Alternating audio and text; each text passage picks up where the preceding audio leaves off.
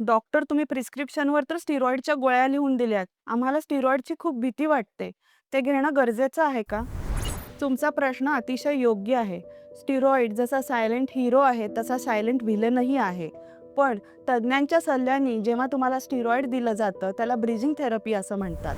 लक्षात घ्या, आम्हा रुमॅटॉलॉजिस्टचा फोकस कधीही तुम्हाला स्टिरॉइड देण्यावर नसतो, तर तुम्हाला स्टिरॉइड फ्री रिमिशन म्हणजेच स्टिरॉइड फ्री आजारावर नियंत्रण कसं मिळवता येईल ह्यावर असतो. पण आम्हाला काही दिवसांपुरता का होईना स्टिरॉइड हे द्यावं लागतं, कारण ते तुमच्यासाठी बऱ्याचदा लाईफ सेव्हिंगसुद्धा असतं. पण तुमची जी शंका आहे ती अत्यंत योग्य आहे. स्टिरॉइडमुळे भरपूर साईड इफेक्ट्सही होऊ शकतात.